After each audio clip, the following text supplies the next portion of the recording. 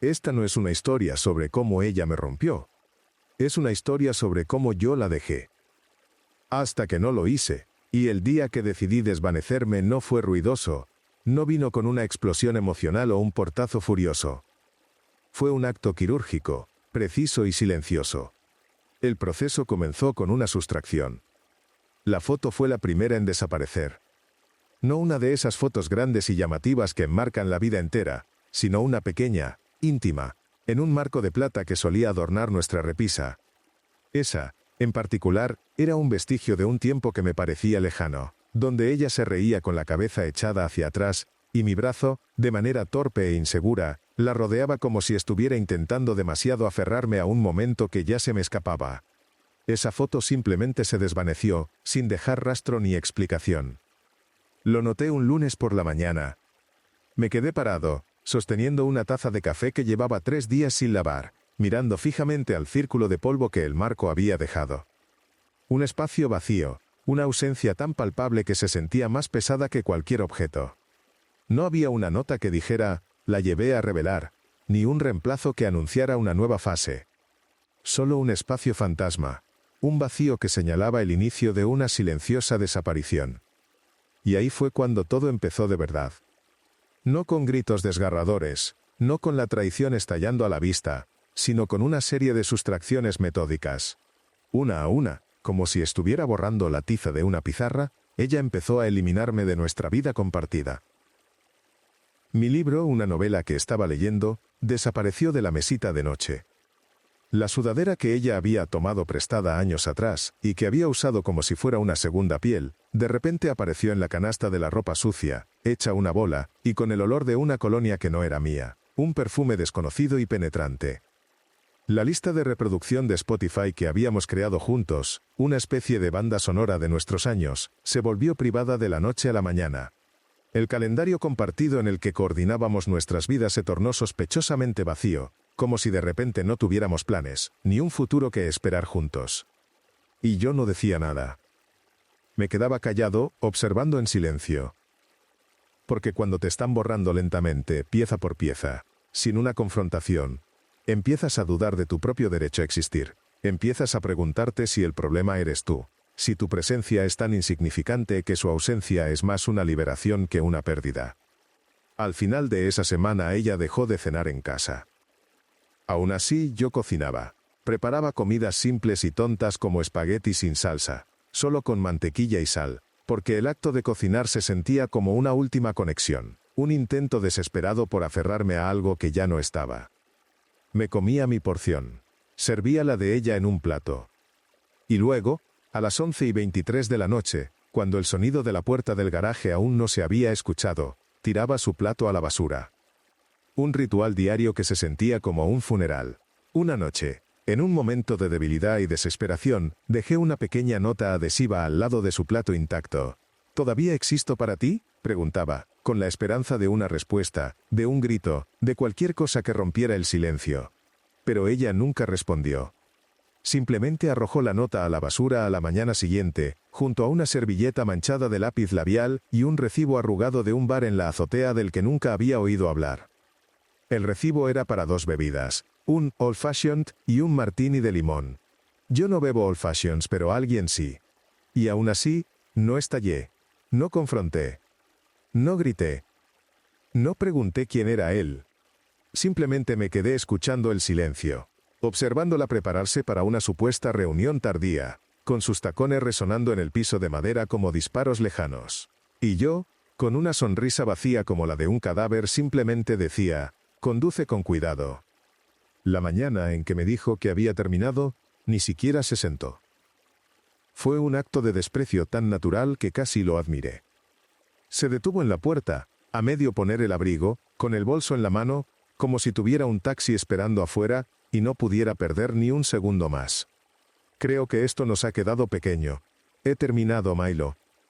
Dijo mi nombre de una manera que hacía que el sonido se sintiera pesado, sucio en su boca, como algo que deseaba escupir. No dije una palabra, solo un silencio que se sentía más denso que cualquier grito. Simplemente asentí, con un movimiento de cabeza que podría haber significado cualquier cosa, o nada en absoluto. Mientras su mirada impaciente vagaba por la habitación, mi mano se movió instintivamente. La metí detrás de mí, agarré ese mismo marco de plata vacío que había notado una semana antes, y lo deslicé en mi bolsillo. No se dio cuenta. Para ella, era solo un marco. Para mí, era la evidencia de una herida y el recordatorio de un espacio que ella había dejado atrás. Y mientras salía para siempre, con los tacones resonando en nuestra entrada como una serie de puntos finales, no lloré. En lugar de eso, cerré la puerta con llave desde dentro y empecé a deshacerme de cosas, no con ira sino con una tranquila y digna gracia que ella nunca me había dado. Y eso, de hecho, fue solo el principio. La gente en las historias de traición siempre empaca una maleta, ¿verdad? El marido traicionado echa sus pertenencias en una bolsa de deporte y desaparece en la noche. Pero no le di ese drama. El drama habría significado que ella podría sentirse como la víctima, y yo no iba a darle esa satisfacción. En su lugar empecé a borrarme a mí mismo, con una frialdad y una precisión que me sorprendieron. Fue un proceso lento y metódico. Cancelé nuestra membresía del gimnasio sin decir una palabra. Ella no lo notaría. Hacía meses que no ponía un pie en ese lugar, a menos que fuera para coquetear con el entrenador tatuado de quien pensaba que yo no sabía nada. Borré mi perfil de nuestras cuentas de streaming, desconecté mi Spotify del Bluetooth de su coche y eliminé los viejos álbumes de fotos compartidos de la nube. No lo borré todo, solo mis cosas. Lo suficiente para que sintiera una ausencia sin poder identificar exactamente qué era lo que faltaba. Al día siguiente, me desperté antes del amanecer. No para huir, sino para observar, para reafirmar la realidad que mi corazón ya conocía. Ella se arregló como de costumbre, se rizaba el pelo, se ponía el lápiz labial ligeramente demasiado brillante para una reunión de revisión de presupuesto. Pasó junto a mí como si fuera parte del mobiliario, un objeto inerte en su camino. Casi admiré su compromiso con la mentira. Tomó sus llaves, su perfume, y se detuvo justo antes de la puerta. «No me esperes despierto», dijo, con una sonrisa burlona sin siquiera girarse. Y yo no lo haría. Una vez que se fue, me quedé en el pasillo, escuchando el silencioso clic del cerrojo.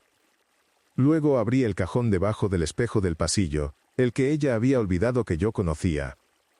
Saqué una caja de zapatos etiquetada, con una letra tan familiar que me dolió: Caridad, ropa de invierno. Dentro, debajo de una bufanda y unos guantes viejos, encontré los recibos de hotel. 7 de ellos. El mismo hotel. Diferentes fechas, siempre entre semana, siempre reservados para 2 personas. En el rincón más pequeño y patético de mi corazón, esperé. Tal vez era solo una amiga, una escapada de spa, algo inofensivo. Pero yo ya conocía la verdad. La había sabido por mucho tiempo, pero la esperanza es un parásito divertido. Muere al final. Tomé una foto de cada recibo, no para chantaje, no para el tribunal de divorcio, sino solo para mí. Para poder dejar de autoengañarme, para tener pruebas tangibles de que todo esto no era mi imaginación. Los hechos, necesitaba los hechos, porque el amor me había cegado y la decepción me había vuelto paranoico. Luego encontré la última pieza, el clavo final en el ataúd de mi esperanza, una nota doblada, arrancada de un blog del hotel. Decía, con una letra que conocía demasiado bien: «El jueves fue perfecto. Ojalá no tuvieras que volver a casa, Tam». No había firma, no había un nombre completo, pero había una sola palabra: perfecto, subrayada 3 veces con tinta rosa, como si la emoción necesitara un énfasis especial. Fue entonces cuando el temblor comenzó en mis manos, una sacudida que no provenía de la rabia, sino de la realidad. Era el tipo de temblor que ocurre cuando tu cuerpo finalmente se pone al día, con lo que tu corazón ya sabe, pero se niega a aceptar. Me di cuenta de que la mujer que solía quedarse dormida en mi pecho, que una vez me había llamado su hogar, ahora solo me quería como un nombre en un contrato de alquiler y un pagador de facturas de wifi. No lloré. Simplemente me senté en el suelo, rodeado de recibos y la versión de alguien más de lo que significaba la palabra perfecto, y dejé que el entumecimiento se arrastrara por mis extremidades como una niebla fría. Miré la hora, 6:57 de la tarde. Fue entonces cuando mi decisión cristalizó, no en la rabia o la confrontación, sino en la calma y el abandono. Decidí no luchar, no confrontar, no rogar. Decidí desaparecer a plena vista. y supe exactamente por dónde empezar. No llamé a un abogado. Todavía no. Eso habría sido un movimiento demasiado formal, demasiado definitivo, un reconocimiento de que las cosas se estaban rompiendo de la manera en que se rompen las cosas. Lo que necesitaba primero era distancia, no solo física, sino mental. No quería ser el hombre que sollozaba ante un extraño en una oficina con paredes de cristal, enumerando sus quejas como si fueran un triste inventario. Quería claridad. Y para conseguirla, necesitaba desvanecerme sin irme del todo. Así que empecé a desmantelar mi rutina, esa estructura que nos mantenía unidos. Cada martes y viernes, solía comprar los comestibles después del trabajo. Siempre en la misma tienda, con la misma lista predecible. Pero el siguiente viernes, no fui. En su lugar, volví a casa temprano, aparqué a la vuelta de la esquina y esperé en mi coche. A las 6:34 de la tarde, un coche que nunca había visto antes, un descapotable elegante y de baja altura, entró en el camino de entrada. El hombre que se bajó se movía como si fuera el dueño del lugar. Céline salió segundos después con el pelo suelto, una copa de vino en la mano, y ya se estaba riendo. No me vieron, o tal vez simplemente no les importó. Ella lo besó en el camino de entrada, un beso que no era el de una amiga. Era el tipo de beso que dice, esta es mi vida real. Me quedé allí hasta que la luz del porche se apagó, un punto final en la escena. Luego, conduje 2 pueblos más allá y dormí en mi coche en el estacionamiento de una lavandería de 24 horas. Un lugar donde el zumbido de las secadoras y las luces fluorescentes parpadeantes eran mi única compañía. Me senté rodeado de gente limpiando su ropa, sus desastres, mientras yo me sentaba en el mío. A la mañana siguiente, volví a casa como si nada hubiera pasado. Ella estaba en la cocina, tarareando, un tono despreocupado en el aire. Había hecho panqueques.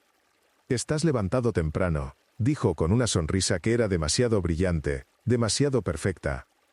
«No dormí mucho», murmuré, agarrando un vaso de agua. Pensé en adelantarme al trabajo del jardín. Ella no lo cuestionó.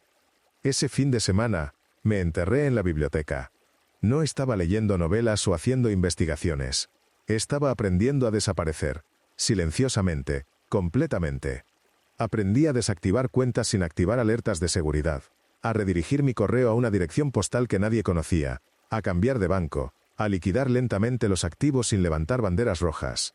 Todo dentro de la ley. Incluso encontré una manera de congelar nuestra tarjeta de crédito conjunta notificando un uso sospechoso, lo que haría que ella pensara que el banco lo había hecho. No fue por maldad, fue por supervivencia. Cada noche, volvía a casa, dormía a su lado como si no fuéramos 2 fantasmas habitando la misma cama. Ella revisaba su teléfono mientras yo miraba el techo. A veces, la pillaba sonriendo a los mensajes de texto. Otras noches se quedaba dormida con la ropa puesta. Nunca pregunté. Solo esperé. Luego vino la parte final de mi plan, el borrado físico y meticuloso. Empecé a sacar cosas de la casa, una a una, sin prisa, con una intencionalidad que me resultaba extrañamente liberadora. Un libro por aquí, mi reloj favorito por allá, mi certificado de nacimiento y algunos retratos enmarcados que me representaban. Pero para no dejar huecos obvios, los reemplacé con copias idénticas que había comprado en tiendas de segunda mano. Mismo tamaño, misma forma, solo que vacíos de historia y significado. Ella no se dio cuenta, o si lo hizo, nunca lo mencionó. Observé cómo mi presencia se desvanecía lentamente de la casa, y ella nunca preguntó por qué mi lado del armario se hacía cada vez más pequeño. Ya me había reemplazado emocionalmente, yo solo estaba devolviendo el favor físicamente. El acto culminante fue la nota. La escribí una noche tarde, sentado en el sótano, rodeado de cajas de cartón y decoraciones de boda que nunca llegamos a usar, símbolos de una promesa que se había roto hace tiempo. La nota era simple, cortante, solo una oración. Decía, dijiste que habías terminado. Así que yo terminé el trabajo por ti. No la firmé. No era necesario. Sabía que cuando ella la encontrara, una semana después, la mañana de su cumpleaños, pegada en el interior de su joyero, se daría cuenta de algo mucho más aterrador que la traición. Que yo había estado preparando mi adiós durante semanas, y ella había pasado por alto cada una de las señales. Para entonces, sería demasiado tarde. La mañana de su cumpleaños comenzó, como cada año, con el sol filtrándose por las persianas y el olor a café recién hecho. Hice su favorito. tostado ligero, leche de avena y 2 cucharadas de azúcar, y lo puse al lado de un jarrón de lirios blancos que ella fingía amar. No estaba levantada aún, o tal vez fingía dormir, esperando ser el centro de atención. Pero este año no habría desayuno en la cama, ni tarjeta, ni regalos escondidos. Solo una nota doblada esperando en su joyero, el que sabía que siempre habría primero, porque no se trataba de las joyas, sino de la sensación de ser deseada. Ella no encontraría eso esta vez. Me estacioné al otro lado de la calle, detrás de una furgoneta de tintorería, y observé mi propia vida desde la distancia. Vi cómo entró en la cocina, con el teléfono en la mano. No notó nada diferente al principio. Luego, se detuvo, su ceño se frunció. Abrió el cajón, el joyero, y encontró la nota. Sus labios se movieron mientras leía. 1 vez, 2 veces. Y luego, el silencio. Ese silencio que se extiende como una neblina. No gritó, no lloró. Se sentó, lentamente, como si sus piernas la hubieran abandonado. Miró al aire, y por un segundo, me pareció que algo se había roto dentro de ella.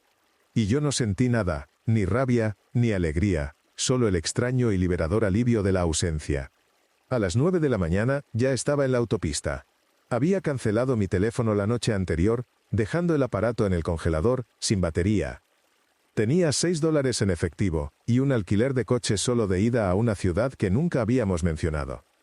Esa era la belleza del plan. No necesitaba empezar de nuevo, solo necesitaba dejar de existir en su versión de mi vida. Más tarde ese día, ella intentó llamarme. Al teléfono fijo, 2 veces. Incluso le envió un mensaje a mi hermana, preguntando si yo estaba con ella, diciendo que estaba siendo dramático. Mi hermana no respondió. No porque estuviera enfadada conmigo, sino porque ya lo sabía todo. Celine pensó que había orquestado una partida silenciosa, pero yo ya había ensayado la mía a la perfección. No solo me iba, me estaba borrando de los cimientos de su mundo. 2 semanas después de dejar ese sobre en el buzón de Brent, seguía esperando el estallido. Una parte de mí esperaba sirenas en mi puerta, un mensaje de voz furioso, o incluso un críptico post en redes sociales sobre la traición. Pero nada llegó. Ni siquiera un susurro. Y ese silencio fue más ruidoso que cualquier confrontación. Me había instalado en un pequeño apartamento amueblado en las afueras de un pueblo costero, un lugar tan pequeño y desconocido que la población era de poco menos de 1,200 habitantes. Era el tipo de lugar donde los extraños te saludan solo por existir, donde el aire huele a sal y pino, y la radio sigue tocando viejo jazz después de las 10 de la noche. Mi teléfono seguía apagado. Mi nombre no estaba en ningún contrato de alquiler. Pagaba el alquiler en efectivo. No había un rastro digital. Era como si nunca hubiera existido en la vida que había dejado atrás. Y debería haber sentido paz. Pero la paz es algo extraño cuando has vivido en una guerra emocional durante tanto tiempo. No la sientes al principio. Te quedas esperando que duela. Te encoges ante la amabilidad. Cuestionas el descanso. Por costumbre, seguía revisando mi correo electrónico, aunque no tenía nada sincronizado. Me despertaba a las 4 de la mañana, y escuchaba instintivamente el sonido del secador de Celine, o el zumbido de su licuadora matutina. Rutinas fantasma. Ecos de una vida que ya había enterrado. Luego, una tarde, llegó un mensaje. No de Celine. No de Brent. Sino de la esposa de él. Era un correo electrónico privado enviado a través de una cuenta secundaria. El asunto estaba en blanco. El cuerpo del mensaje era solo una línea. Lo sabía. Pero ahora lo sé todo. Gracias. Me quedé mirando ese mensaje como si fuera un acertijo. No hubo seguimiento, ni amenazas, ni amargura. Solo el cierre. Una extraña me dio más honestidad en una oración de la que Celine me dio en 10 años. Más tarde ese día, recibí otro mensaje, esta vez de Camille. Su mensaje era más largo y me sacudió más de lo que esperaba. Me contó que después de mi desaparición, Celine había empezado a desmoronarse. No públicamente, por supuesto. Celine nunca le daría al mundo la satisfacción de verla perder el control. Pero a puerta cerrada, se estaba desmoronando. Brent la ignoró. Su esposa se había llevado a los niños y se había mudado. Su círculo social se volvió frío. Incluso su trabajo, que creía a prueba de balas, se había vuelto inestable debido a un solapamiento desordenado entre sus reuniones y la política de la empresa. Está sola, escribió Camille, y tiene miedo. No sabía qué sentir.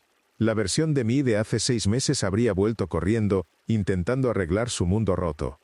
Pero ese hombre se había ido, reemplazado por alguien que ya no confundía el sacrificio con el amor. Le respondí a Camille con una frase corta: déjala tener miedo. Yo tuve miedo durante años, no lo dije cruelmente, lo dije con honestidad. Era la primera vez que me permitía reconocer cuánto dolor había tolerado en silencio, cuánto había soportado para mantener viva una ilusión. Y ahora que se había ido ya no sentía rabia. Me sentía libre. Pero la última sorpresa llegó solo unos días después. Fui a la oficina de correos para revisar el nuevo buzón que había configurado con un nombre falso. Dentro, había un sobre blanco. Sin dirección de remitente. Solo mi nombre falso, escrito a mano con una letra limpia y familiar. Lo abrí en la acera. Dentro, una nota. Nunca pensé que realmente te irías. Pensé que estabas mintiendo. Pensé que siempre estarías ahí. No sé quién soy sin ti. Por favor, si todavía existe una versión de nosotros en algún lugar, déjame encontrarla de nuevo. No había una disculpa. No había un reconocimiento de su culpa. Solo una súplica basada en la suposición de que yo seguía siendo el hombre que esperaba.